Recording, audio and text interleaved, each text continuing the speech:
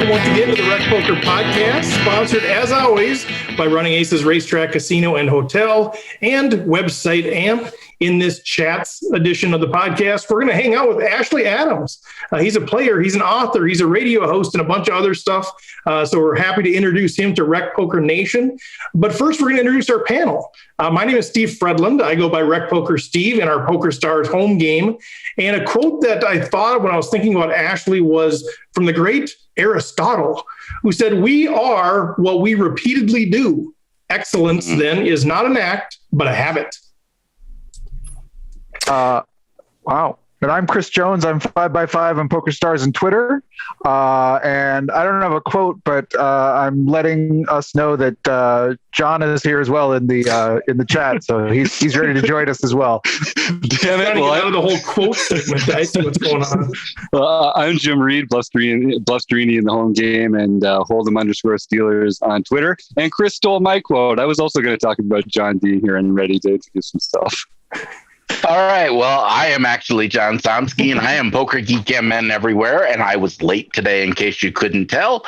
And I have a quote from Lou Krieger. It's, I believe in poker the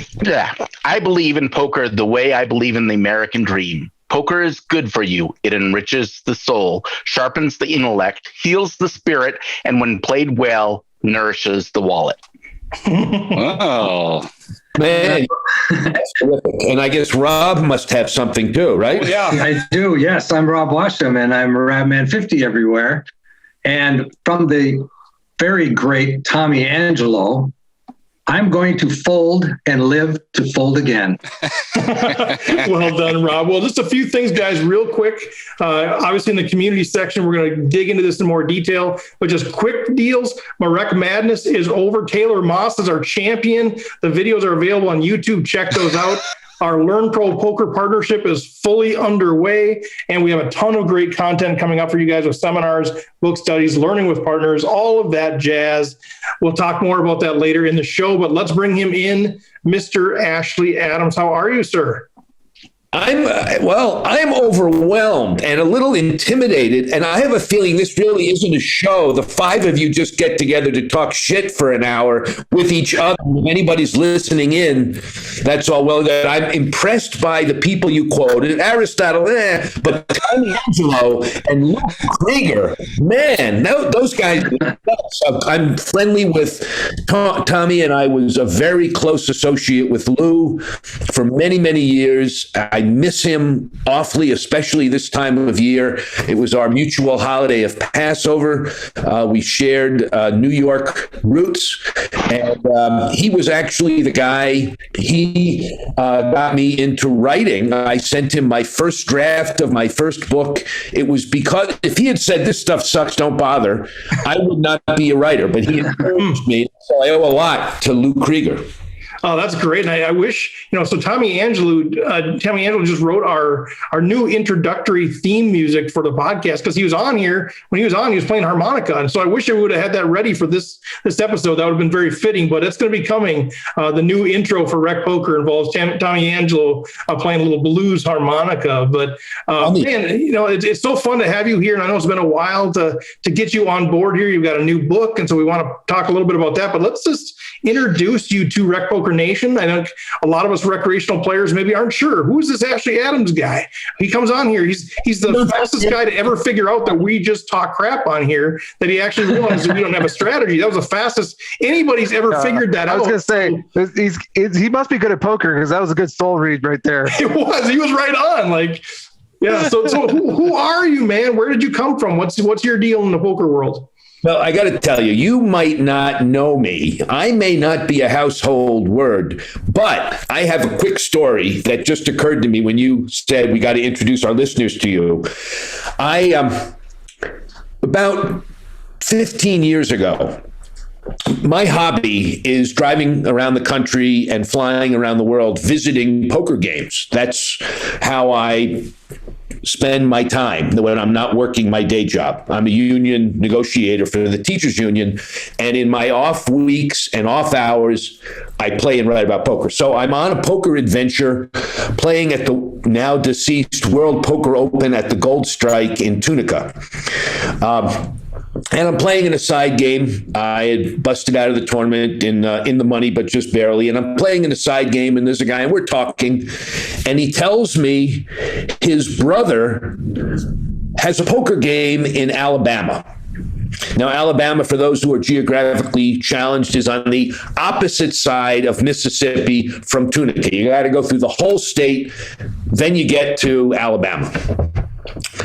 So I'm intrigued, and I say, I'd love to go to that game. He says, well, it's tomorrow night. It's only on Tuesdays. I don't think you'll be able to make it. I said, are you kidding? I'll drive 4 hours to the game anytime. And full-on degenerate. That's right. And it's a wonderful drive. If you've never driven through Mississippi, you see Route 40, which is the old highway before they had an interstate, and you get to see all the roadhouses and get old gas stations and old motor hotels, etc. I'm having a ball. I arrive. I won't tell you the whole story, but I find the game in the woods, in a Quonset hut, incredibly hard to find. I go in, and they have a home game. And they're all Alabama country boys, and we're having a good time. And they don't know me from Adam or Adams. They don't know me at all. We're playing. They're actually pretty good. And 2 hours into the game, there's a knock on the door. And they say, oh, I think that's Bubba. And sure enough, a guy in overalls comes to the door and, hey, Bubba, come on in. Hey, we got a special guest tonight. He met my brother over in Tunica, and he came all this way because he loves to play. And here he is. It's Ashley. And he looks at me and he says, Ashley Adams, the poker writer? In the middle of the Alabama woods. It's the only time anyone has ever recognized me. First name, last name, picture, voice. And here I am in the middle of the Alabama woods. And in his life, I'm a celebrity. We played for 3 more hours into the night. And so the fact that you guys don't know me, only one guy, his name is Bubba, lives in Alabama. Well, but that's the thing. Like we had literally never heard of you. Like never, ever had any of us ever heard of you. And then I got this text from a number I didn't know. They're like, it's like, hey, Steve. And I'm like, who is this? And it said, Bubba. I'm like, well, okay, what's up, Bubba? You got to interview Ashley Adams. And so here we are. And he's now my publicist. I was a home game player in Massachusetts, and Foxwoods opened 1992. They opened a poker room. They actually were open for bingo before that, but they opened a poker room. I'd never played in a casino. I was in my 30s. I went there. I lost for a year playing 7-card stud and Hold'em, limit Hold'em. Figured out stud, started to win, and my synagogue, I'm Jewish, my synagogue had a fundraiser. And people are giving different gifts, dinner for 10 that they'll cook for you, or somebody has a summer house somewhere, and if you rent it for a weekend. I didn't have any of that shit. I don't have a summer house. I can't cook. But what could I do? I could give poker lessons because I had learned to win, right? Poker lessons. But lessons are kind of a chintzy gift. It's nothing substantive. So I figured I'd write a manual on how to beat the 7-card stud game. Mm-hmm. And that's what I did. And they had the auction. I think we raised $200 for my poker lessons and the book or the pamphlet. But that was back in the early days of RGP, recreational gambling poker, which was, any of you remember that? John, it was like John and Rob, yeah.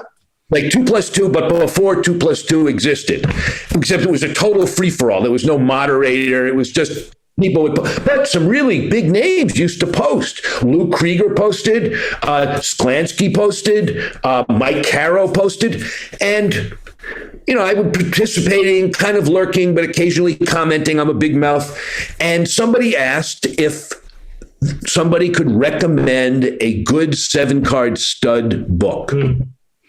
And just because I'm a wise ass, I said, well, everybody knows the Sklansky book for advanced players. But the really good book is Adams's Winning 7-Card Stud. And, people are, for whatever reason, they said, oh, I'd love to see it. I'd pay $10 for that. So I sold my electronic book to a bunch of people, including the agent for John Vorhaus, Greg Dinkin, who wrote Amarillo Slim in a World Full of Fat People and the Poker MBA. And he also was an agent. And he bought it for $10 and wrote me back. He said, you want to turn this into a real book? And I said, do I have to pay anything? Those vanity presses where you pay money and you too can be an author. He said, no, we'll get you a non-refundable advance between $3,000 and $5,000, and then I'll explain how you turn it into a book. And he did, and I did, and I got the money, and it became a book. And once you write a book that's really publishable book, not you write your own thing and you publish it, but a real publishing company book back in the day, that qualifies you as an expert. He told me to start writing articles to promote it, and I found a site that published my article, the Poker Forum. I wrote 100 different articles for them. Then Poker News picked me up when I published my second book, and then a radio show contacted me about being the host, and House of Cards, as it turns out. Mm-hmm. And now I write books. I just wrote Wing Poker in 30 Minutes a Day, which is a book for beginning and intermediate no-limit hold'em players who like to play, but they haven't yet learned how to win consistently, which with the rake is hard to do, but this will get them to win. Maybe not a lot of money. It's not for the player who is winning that wants to be a world champion. There are other books for them. It's not for the professional player to become a better professional player. But if you're losing or breaking even and you want to learn how to win when you go to the casino, this book will help you. Well, yeah, and that's the book. That's the book I wanted to really kind of chat about. I know there's a number of questions or whatever too, but that's the one that really was appealing to me. I know it's your latest book, but how to win poker in 30 minutes a day. That whole idea of it's almost like a lean Six Sigma almost approach. Where let's just make marginal incremental changes rather than let's just get in and learn GTO and all that sort of stuff. And everybody's at a different stage on their poker journey. But yeah, I think that's a very intriguing book, I think, for especially beginning players, recreational players who are maybe even listening to our show, it's overwhelming because some of the lingo and stuff, much less some of the more advanced podcasts. So talk a little bit about that. Who is the target audience for that book, and what is sort of that premise of just kind of learning 30 minutes a day? Are you just, you're really focusing on foundations, or is it building on itself, or what's kind of the construct of that book? The target audience are the recreational player who wants to be a winning recreational player. And how do you define recreational player? Somebody who plays once a month, once a week, twice a week, 3 times every day, loves it, but they're not looking to make their living playing poker. They play with their friends, and maybe they go to a casino, they're a little intimidated. Maybe they're comfortable in a casino, but they haven't yet really figured out enough of the game to consistently beat it, because it's hard. Mm-hmm. They don't want to devote hours and hours a week of study. And, one could, and if you are really obsessed with becoming a professional player, well, maybe this is a step on the way, but it's not going to satisfy you. Mm-hmm. But it will satisfy somebody who wants bite-sized pieces. So where do I start? I don't think I've ever seen anybody write about this as much as I think it should be written. How to find a game where you can win. Mm-hmm. Game selection is huge. People learn all these little edges and things, but if you're playing against people who are as good as you or better, or even a little worse, but they're not bad, there's no sucker in the game, there's nobody who is just a gambler, frankly, you're not going to win. Unless you're really, really, really good, because the rake especially now with the $5 rake or 6 or 5+2, where they take the bad beat or whatever, you're just not going to win. You may have a good time if you don't mind losing, but you're not going to win. And I think, frankly, winning is a big piece of my game. I mean, I enjoy it when I walk away with more money, and I don't enjoy it. I mean, people say, oh, I just love the camaraderie. I don't enjoy it if I don't think winning is more fun. I enjoy the camaraderie, but winning is more fun. I will be honest with that. So when you talk about game selection, are you talking about like, okay, the local casino has these things and I should figure out which game? Is it that, or should I be thinking about home games, or is it like cash versus tournament? Like, is it all of that, or what do you mean when you're saying game selection for the recreational player? I'm talking about finding a cash game in a casino or a poker club. There are lots of private poker rooms. Finding one that is going to be profitable. I'm not talking about tournaments. Tournaments are great. I play in them occasionally. That's not what this book is geared for. If you are a sit and go player, you'll learn some stuff here, but you're not going to really, that's not what the ballpark of this book is. But you will learn about basic odds, discipline, identifying opponents who are exploitable, ranges. You'll learn about not trying to pinpoint the hand that the opponent has and worrying about some tell, like he always moves his glasses, it means he's bluffing. I mean, I talk about tells. There are some big ones that are very simple and easy, but most of the focus is on having a disciplined, solid game and finding players who don't and beating them. And beating them handily, right? And then laying the whoop down on them. So this idea of running aces many times. One of my favorite rooms. I was there the week they opened. My brother lives in St. Paul, and I have been out there. I used to play at Canterbury back when they had a stud game. They don't anymore, so I'll just take my game. I know they don't have no limit in Minnesota, but they have, 2 to 100, something like that. Yep. It's pretty good. I love running aces. Are you a harness bettor as well? Do you bet comparisons? I'm not. I don't know if anybody in the panel does it all, but that's kind of our hometown casino. They're our sponsor, and it's 20 minutes from my house. So yeah, we're big fans of the running aces. But it doesn't look like there's any harness bettors, at least that are nodding their head or willing to admit it here. Well, I happen to come from a family of harness racing. It's a dying sport, sadly, but I used to go up to Saratoga all the time, Vernon Downs, Yonkers. And I mean, it was really amazing to me. I only cared about running aces because of the poker. And then to see, oh my God, they have harness racing too. It's, a quinella. Anyway. And I'm just looking at that going, what are they doing out there? Like, I don't really get it. Well, they kind of built the track as an excuse to have poker, right? Of course, yeah, that's what Canterbury did too. Yeah. Yep. Well, I love it up there. And my brother used to run the Mystery Cafe dinner theaters in the Twin City area. I don't know if any of you are familiar with that, but he was a big deal. And now he is the announcer at the St. Paul Saints. He is the voice of the St. Paul Saints in their AAA team, and they got their new park. I don't know if you guys have ever been down there. Yeah. It's a wonderful place. Midway Stadium, right? No, it's called something else. TCF Field, I think. Is that what it is? Okay, yeah, it is beautiful though. Yeah, I love walking around there. John, did you have a question or comment? Well, actually, I have two main questions. So, despite what everyone said, I think I've listened to most episodes of House of Cards, at least most of them that you were on early on, at least. And I believe I heard from Nate Mavis, and correct me if this isn't you, but he said that there was an individual who used to go in. This was before they banned smoking in the casinos. I know where you're going. And so now everyone is complaining about having to wear a mask to play poker. But this was before the smoking was banned. So there was an individual who used to go to Foxwoods in a World War II vintage gas mask and play at the tables.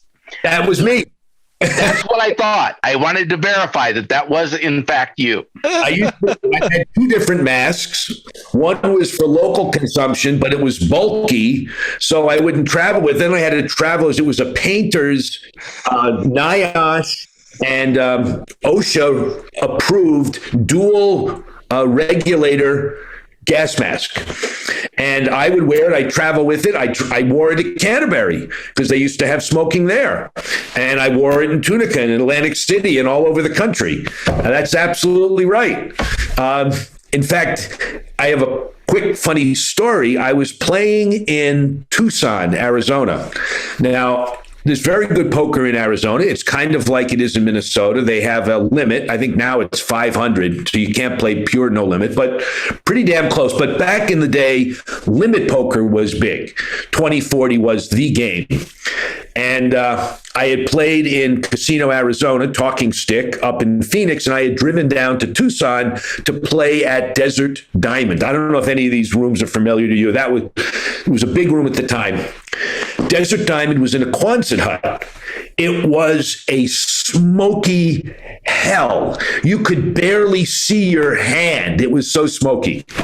So I went in, and wouldn't you know it, it's a Saturday night, and there are lists on all the games. The 1020 Hold'em game, there's a list a mile long, the lower stakes games, big list. The only game that didn't have a long list was a no limit game, which was a very unusual commodity. In the back of the room, they were playing 5, 10, 25 blind. I went to the game, and my bankroll was pretty feeble. I had $1,000 on me, which is not feeble in general. It's a lot of money, but for that game, $1,000 is not a lot of money. But I was watching the game, and I said, if the perfect seat opens up, and seating is, I will take it. And I scoped out that the perfect seat was 2 to the left of the crazy man and 1 to the left of the pro. There was a guy that was clearly better than everybody else. So then if that third seat to his immediate left, right, the big money would have to go through him, and then I get to see both of them act, I'll sit down. And sure enough, as soon as I'm saying that to myself, the seat opens up and I sit down with my gas mask because it's a smoky hell. So these are all kind of good old boys, wealthy good old boys. They see me sit down with my gas mask. I say, I need $5,000 in chips, please. I sound like Darth Vader. I give them my $1,000. They give me $1,000 in chips. I am the big blind. First hand is called around. It's like 10-handed, and just about everybody calls. And the flop doesn't help, and somebody bets $100 and I fold. That's my first hand. I lose my $25. Second hand, I am the second blind, $10. I am dealt the Queen 10 of hearts. I still remember it. It's like 20 years ago, but I remember this hand vividly.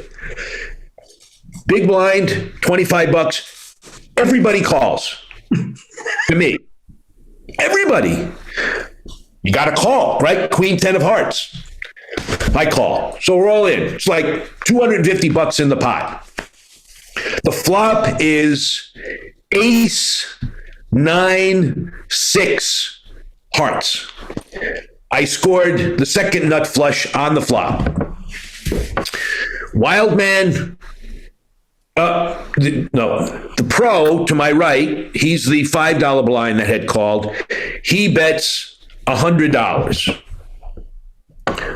Well, I have the second nut flush, and I'm not a no limit player particularly. I don't really know anything about anything. I just wanted to sit in a game. So what do? I shove in all my chips because I don't want the king to come out and lose, So fold. I'm thinking, I'm going to win $300. They all fold. Fold.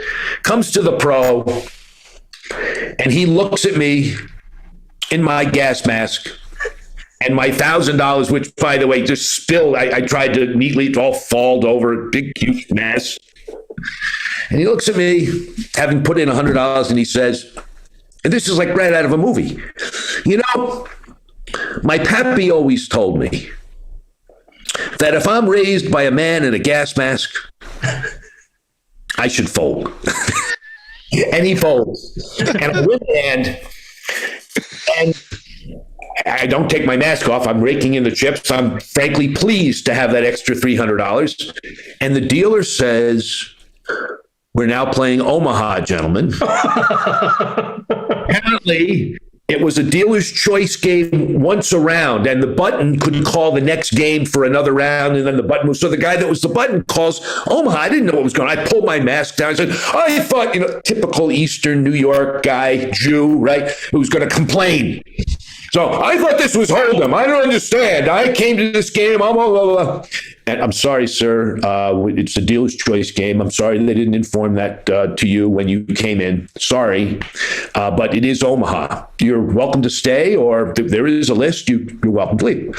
So I put my mask back on, and I'm upset. I stacked my chips. I'm frankly pleased because now I don't have to stay and risk losing it back. But I don't want to act. I look like a pussy. So I'm acting a little upset. So I take my chips. I need another rack for the extra 300. I stack them all up, and I leave. And the pro to my right, I swear to God, says, looking at me as I walk away, "Who was that masked man?" Those of you that know the Lone Ranger know the reference. So, yeah. Right. No limit. Very, very fun. John, did you have another question or comment? Well, yeah, the other one was the other thing that I really enjoyed from your podcast was all of your tales of the various places you went playing poker in Japan. You played, I believe, in all of the 50 states. Just maybe bring out one of your favorite stories of the most interesting places you've played.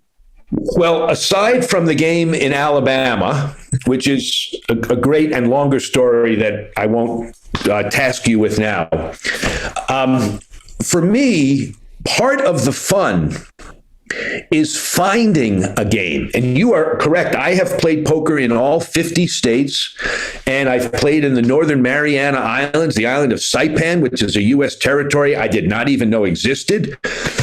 But for me, part of the fun is finding the game. And so any state that has casinos in it, it's fine, it's fun, but where's the challenge there? It's finding a game where it's illegal. And I have two related stories. I'll tell you the one about Lynchburg, Virginia. It was 2005. Poker is really starting to open up across the country, Indian reservations, even legal casinos now. And it's about 30 states with legal poker, not Virginia, and not Lynchburg. Lynchburg is, if you were to have a heart of the Bible Belt, it would be Lynchburg, because that's where Jerry Falwell was from. That's where Liberty University is. And Jerry Falwell Jr. is, I mean, from my opinion, on the ridiculous radical right wing of the right wingers. And gambling is frowned upon of any kind.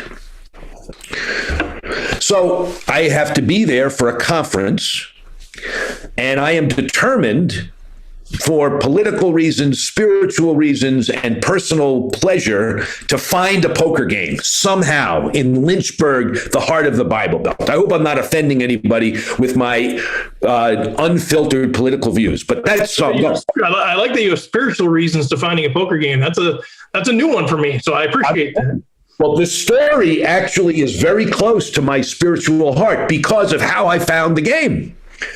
So how does one go about finding it? Well, if you think about it, newspapers, right? You call the newspaper, probably the night editor knows a guy who knows the game, because, newspaper people, reporters, they know nothing. Radio stations, nothing. Some places, even the police, they know of games, nothing. Lodges, what about, the Masons, the Elks, the Moose, the Bluebirds, the VFW, like the military. Nothing. Either there were no games or they didn't want to talk to some outsider, right? Mm-hmm. So what do I do? Well, as I mentioned 3 times already, I'm a Jew from New York. So I look online, and there is a synagogue in Lynchburg. Who knew? So I call the synagogue. And you can't, I don't want to be crass about it and say, hi, this is Ashley Adams. I'm looking for a poker. They would shut me out. First of all, they wouldn't know I was a Jew with the name Adams. And he's going to use us to find a poker game? What kind of a Meshuggah Jew is this? So I get an answering machine.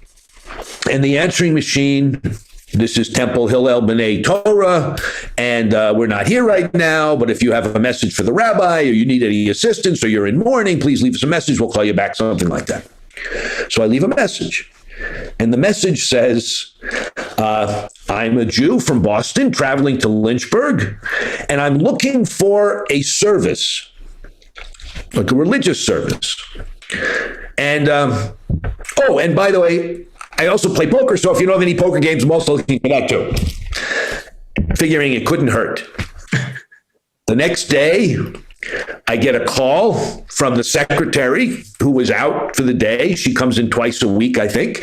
She says, Mr. Adams, I'm sorry to say we do not have a daily service. We have a service on Saturday morning and Friday night only. And as you're coming in Saturday night, I'm afraid you'll miss our service. And I'm saying to myself, oh, well, I don't really care about the service. Can you keep going with the plan? She says, however, as far as your inquiry regarding a poker game, Mr. Margulies, who runs the pawn, talk about stereotypes, who runs the pawn shop in town, he has a game and he would love to have you join him. So I call Mr. Margulies. We exchange some Yiddish pleasantries. He invites me to his game Tuesday night. It's like a summer place up in the woods. He entertains people twice a month. I go up there. They have a 10-20 dealer's choice game. And just as an aside, it was kind of funny. He was a veteran, and two of the guys in the game were amputees. One guy was missing his right arm. Another guy had a prosthetic left leg. So I'm playing and they're introducing me, and it's not like all at once. They were already there. They were playing. I kind of like ingratiating myself. And finally I couldn't help myself. I lost a hand. I ended up winning about $1,000, but I lost a hand and I said, of course, what? Do I have to give an arm and a leg to win in this game? And they all laughed. They appreciated they've been living with this for years. So that was my game in Lynchburg, Virginia. One of my favorite experiences. Oh, this is so funny. Jim, we're going to have to wrap up pretty soon, but Jim, did you have a comment, question? I guess one quick question. I used to think you walked into all sorts of casinos and home games all over the world. Now I understand it's mostly just thinly wooded areas and hut setup. But if you ever do end up walking into a real casino, and obviously you're used to walking into places for the first time. For some of our recreational poker fans that are also in that spot, what do you look for when you're looking for? Okay, that's a good table to sit at. That's not a good table. What are you looking for? What helps? There's a whole chapter in my book devoted to it, but I'll give you a few things. You want to play with people who are there to have fun, who are there. They don't have to be horrible poker players, but they should not look too serious. They should be laughing or smiling or drinking. And there should be a lot of people in the hand, a lot of the hand. So if it's $1, $2, raised to 10, and everybody folds, that's not a good game. If it's 1-2, call, a lot of limping and not a lot of raising pre-flop, that's a good game. If it's the showdown and there are 4 people showing their hands, that is a fantastic game. You want action. Also, the other thing is very quick when you walk around the room, if there are more than one table, you want the table with the most money on the table. Don't think, oh, I don't want to be intimidated by the big stacks. A big stack means nothing. All that matters is your stack. Because if you have $50 and everybody else has $1,000, the mentality for some new players is, I'm going to be bullied. No, you can't lose more than the $50 on the table. If he has $1,000, what difference does it make? On the other hand, if you have $100 and a lot of guys are sitting there with $25, that sucks because you're not going to be able to win money. They're probably all nits. You don't want that. You want big stacked gambling players. Nice. All right. Well, we could obviously talk for a long time. Not that you're short of stories at all. But we're gonna shut her down. But I know for a lot of folks, they're saying, "All right, this guy is entertaining. This guy's engaging. I want to know, how do I get the book? I want to know, how do I tap into the radio show? How do I connect with this guy?" So give us a roadmap for connecting with you. First of all, I am one of those people, not obviously a big name celebrity. I answer my emails. If anybody wants to talk about this or correspond about games all over the world and how to find them and where they are and is it safe, send me an email. It's an archaic email address. You can see how technologically inept I am. It's ASHA34 at AOL.com. The same one I've had for 20 years. I'm very loyal to, I pay them like money. Anyway, second thing is you can get my book. It's good for my ego if you buy it on Amazon, even though the publisher probably doesn't make as much as it, because I love the number going down. The bestseller number, instead of 2,173,000, it goes down to 500,000. Ooh, that's a big thing. I got one sale this month. Like the Hendon mob, right? You are now the 285,867th ranked player in the world. The Hendon mob. I think I've earned $4,000 cash player. So yeah. Yeah, but hey, 4,000, So the other thing is, people can go to houseofcardsradio.com. The only problem with that is, since the pandemic, and even a little bit before, I have not done an interview for a long time. They do it out in New Jersey in their home, the producers of the show. And I used to go to the studio in Quincy, Massachusetts, right down the street, but now they're not coming up. They're not traveling. So I haven't actually cut a show. And by the way, it's not just a podcast. It is broadcast at over 100 stations across the country. Just because we're comparing broadcast. Sure, I was about to gloat, but then when you said that, I kind of backed off a little bit. Well, this was great, guys. You've got all the old episodes are out there. Everything's out there, so people can kind of check it out. There's all kinds of interesting. Go ahead. Youth. I interviewed Negreanu. I've interviewed them all the Giants. You have not interviewed Rob Washam, so you have not interviewed all of the Giants. That's true. The ones that you're aware of, it sounds like you've interviewed. The ones that I know from Alabama. and see, you think this is about exposing our audience to you. This is about exposing you to some of the Mount Rushmore of recreational poker players. We've got four of them right here: Rob Washam, Chris Jones, John Somsky, Jim Reed. They are the Mount Rushmore of rec players. And the fact that you haven't interviewed them is a little bothersome to me, frankly. Talk to my producer. They said we're going to. I think that is the next step coming out of this thing. I do have a takeaway from this meeting.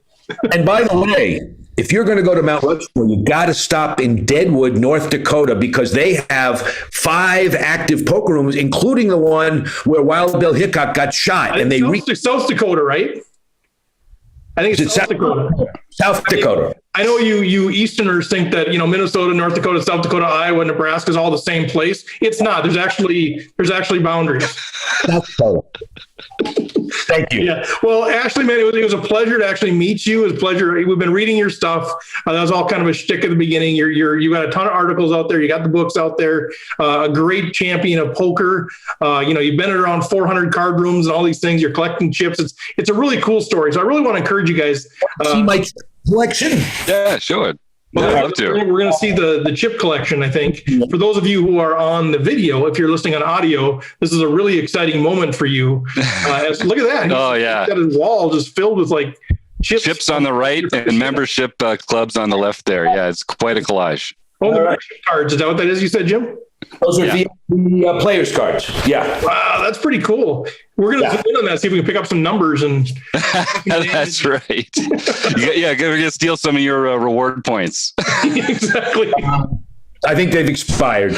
Yeah, he only goes there once, so it's not really worth. But Ashley, we're going to let you go here. But man, thanks for jumping on here and spend some time with us. Thank you, guys.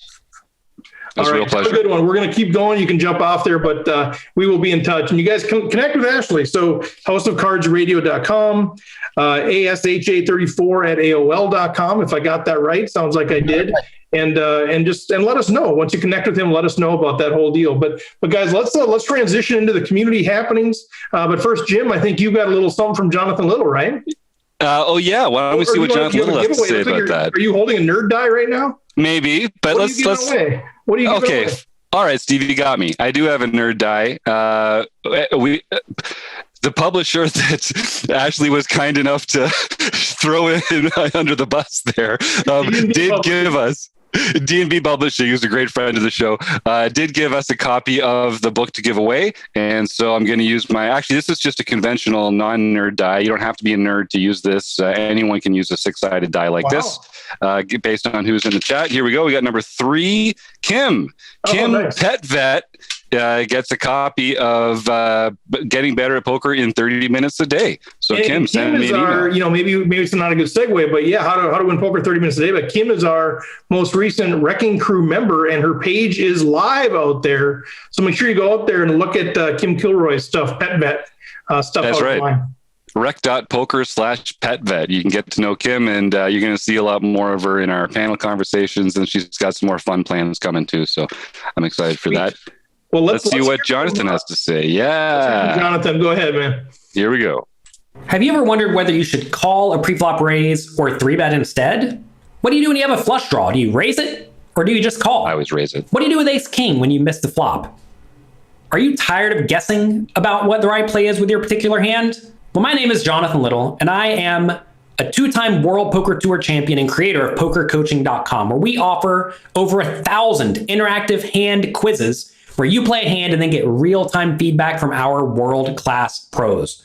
Don't guess and don't stress. Just register for your free account at PokerCoaching.com/recpoker right now. All right. Well, thank you, Jonathan, for engaging with Rec Poker Nation. But all right, guys, what are our thoughts? I felt like I was a little bit in the tornado. I got caught up in the tornado myself. I felt like I was in the tornado.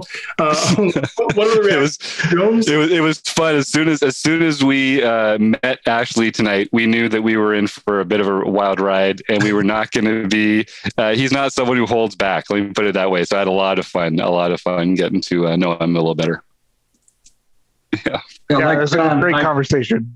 Like John, I've heard him on the Thinking Poker podcast before, and he's told a lot of stories there, and he's got a lot of stories. I mean, I bet you could sit down with this guy for 3 or 4 hours and never hear the same thing twice. He'd have another story and another story and another story. And he's so animated, just really fun to listen to. Well, I think the key to that is he's able to take, like, each story is 40 minutes long. So you don't need that many stories. I was like, a very detailed story. It was very fun to listen to. I was like, I would have told that story in about 15 seconds because I just don't have the personality like that. I'd be like, yeah, I went to this room. They knocked on the door. It was Bubba. I'd be like, it's over. He's got all the details of all the hands. And he's a character for sure. Yeah, that was definitely the best part of the podcast, were just the different stories he'd have, and less so about the strategy or this. It just him learning how to play in different places across the world. Mm-hmm. Yeah, I'm sure he's got a million of them. So you guys, John and Rob, you guys both were listeners to the radio show or the podcast? Yeah, I listened to most of House of Cards. So were you listening to it on the radio or as a podcast? As a podcast. How about you, Rob?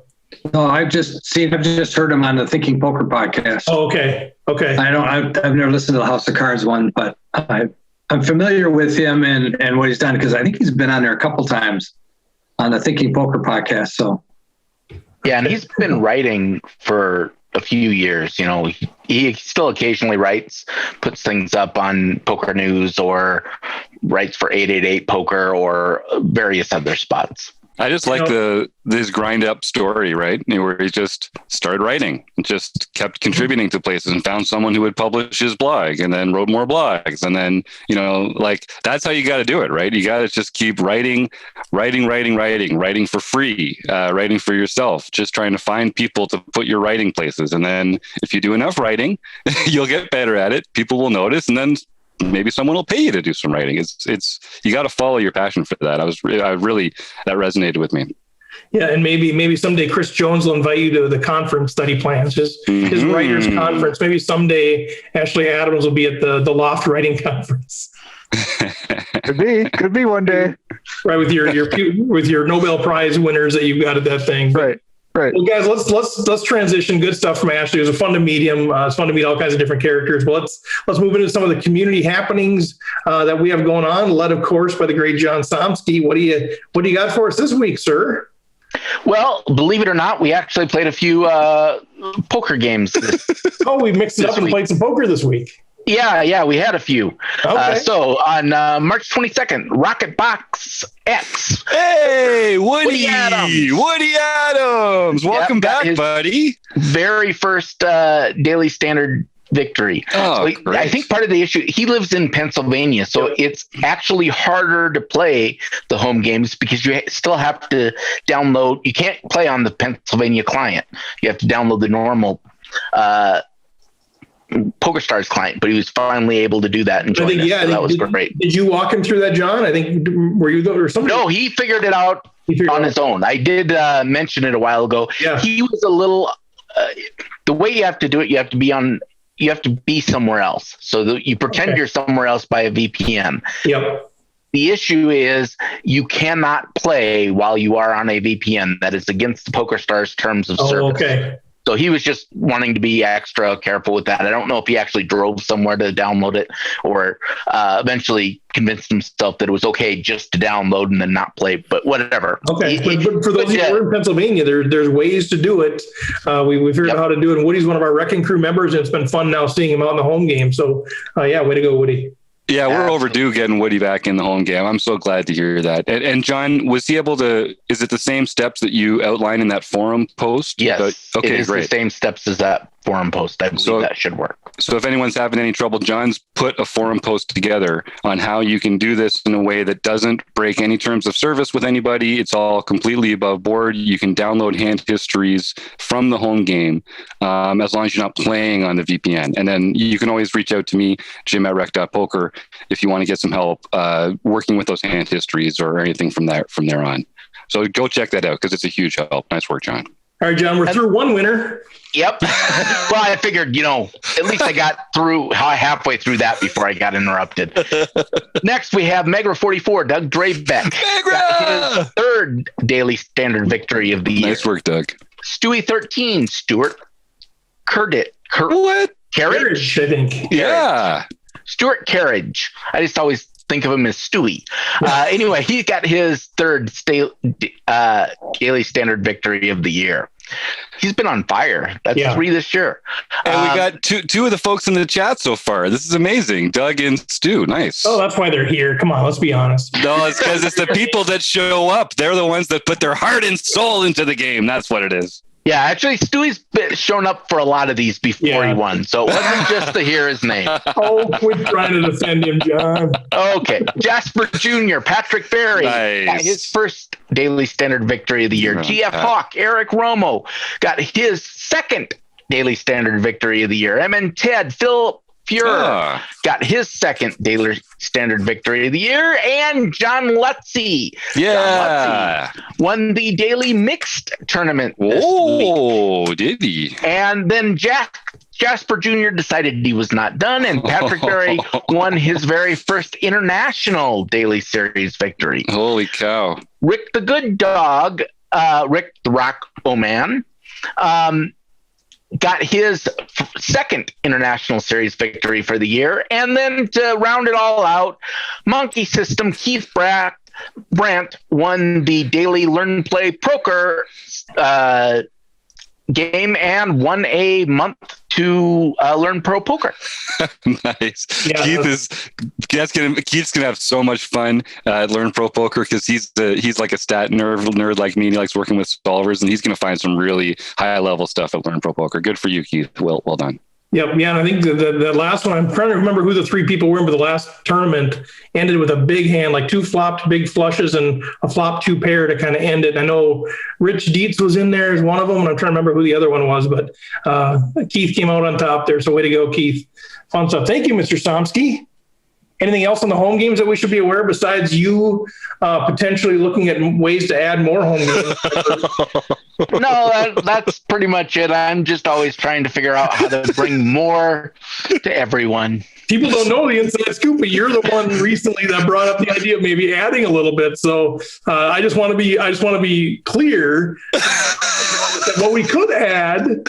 So Yep.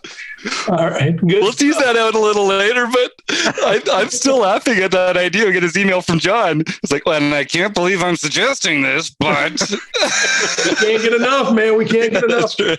Yeah, and we have all kinds of people suggesting other things we could add. Keep the suggestions coming. We do keep them, and we're always noodling what we can do. But Mr. Jonesy, what's happening on the content front? Yeah, I mean, so April, we've got a whole seminar coming up on turns and rivers, and we're starting to get ready for our May seminar, which is going to be all about kind of finding and identifying leaks.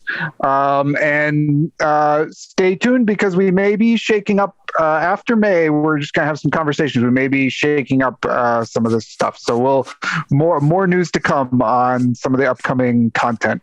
And it's hard not to share some of the conversations that are happening, but it's only going to be shaken up if it's an improvement and it's better and it's even more robust. Because the seminars, the people that we get the feedback is like, these are fantastic. Jonesy's got some ideas that are going to take the learning to the next level of learning and application and community. And it's so exciting, and I hope it works out. But great things ahead.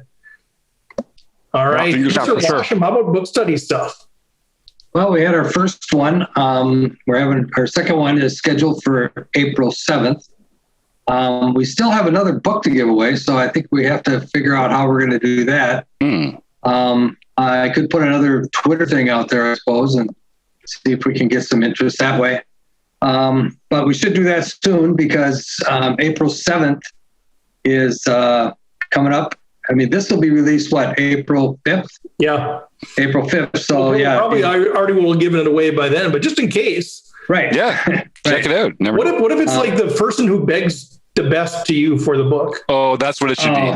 That's what it is. How about groveling? We give it away. I don't know. No, we could.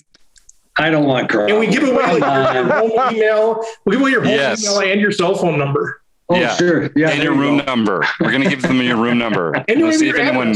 Yeah, see if anyone orders any room service to your room as a bride. Yeah, there you go. Well, we'll figure out a way to give that away in the next week. So when you're listening to this, it's probably given away, but if not, check out Twitter and that sort of thing. But yeah, let's figure out a way to give that other book away. I don't even think we mentioned what book it is. It's Modern Poker Theory by Michael Acevedo. I mean, and it's an intense book. We've had a lot of interest. I think we had 12 to 15 people in the Zoom chat last time we went through it. So. A lot of interest and a lot of good participation from everybody. So and that first one was really the kickoff, right? So April 7th is kind of the first read and discuss. Yeah, well, we went through, some of the first chapter, which is basic. The first chapter is just the basics of poker language, how to talk about hands and that sort of thing. So it was still basic, but we're going to start to get into some more meat. I think we start getting into odds and some of the math behind it and combinatorics and that sort of thing. We're going to start getting into that on Wednesday, the April 7th. So sweet. If you guys are listening to this is just a benefit of your premium membership at rec.poker. So it's $15 a month. You get all kinds of really cool stuff. But this is one of the benefits. You can sit in, be part of the book study, but then they're all recorded. And so you have access also to the previous one. So if you're thinking, oh, shoot, I'm full till like June, but then I'd love to dig in there. Well, join us. And then just we'll go back and watch the previous ones and catch right up. So it's a great member benefit. I mean, everything we're talking about, a lot of free stuff, but a lot of good premium stuff as well. And the book that we're doing in the book study is one that you don't want to take that on alone. It's a pretty intimidating piece. There's a lot of math. There's a lot of charts. And it's something that having a few people just to kind of talk about, hey, what do you think this actually means here? Or why is this here and this is there? I think it's really made a big difference already in how some of us are feeling about it. Yeah, I think some of the nuances of his strategies that he's given us could be lost if you're doing it by yourself. Yeah. Where somebody else could pick up something that you totally blew by and didn't even realize was a thing. So I agree. I think having a book study like this, especially for this book, is very good. Yeah, and you get to meet some cool people. You get to meet the great Rob Washam if you're part of that deal. Oh, you keep shying away from that. You're on the Mount Rushmore, baby.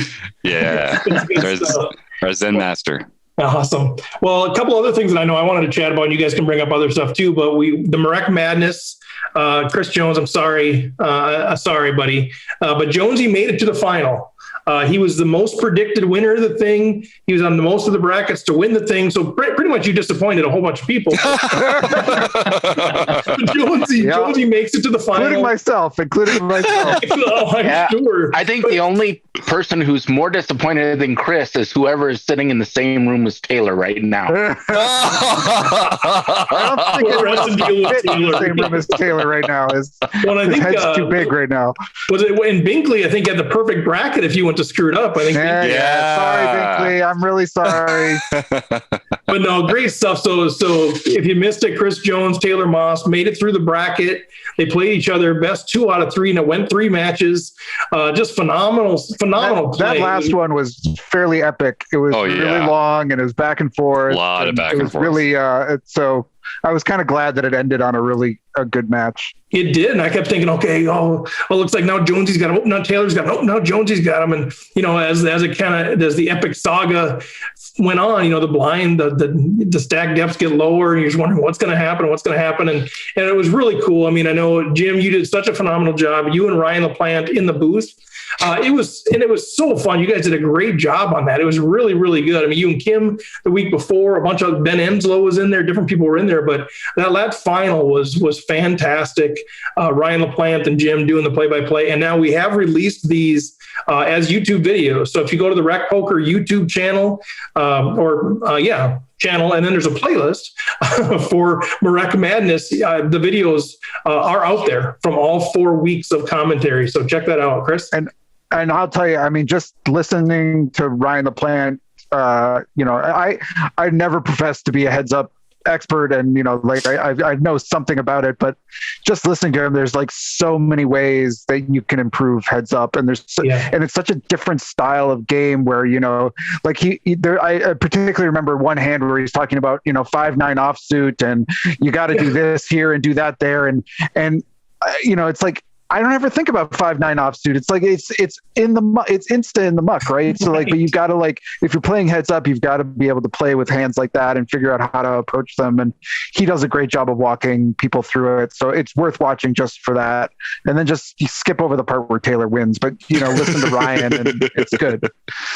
Yeah, I think everyone thought that it was a huge success, and I think we'll definitely want to do this again. However, with the caveat that we have to have a different champion. Yeah, for sure. Right. I mean, that's got to be goal number 1 of everybody in the Rec Poker community. That it's just target on Taylor. We're taking him down. Yeah, I don't think he's even allowed to play. No. That's right.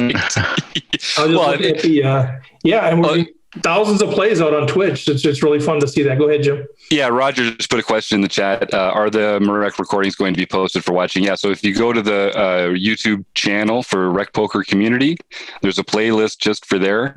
And we also have a bunch of other videos on our YouTube channel in various other playlists. And I would really ask anyone who's listening to this, please go to the YouTube channel for Rec Poker Community and subscribe. One of the things we're trying to do more in 2021 is get more YouTube videos out there, make it easier for people to share some of our bonus stuff, and it would help us out a lot if you could just go and subscribe to the channel. There's a link in the chat there if that helps for anybody, and that would be great. Thank you.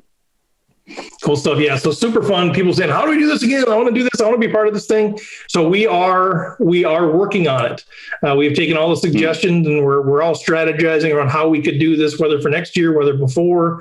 But the heads up thing is something we're all talking about a bit with, especially because we know that's when most of the money's on the line. And so how do we all get better at heads up? So we are noodling that thing. But Murrak Madness, I'd say, was a great success. Taylor Moss, amazing job planning it.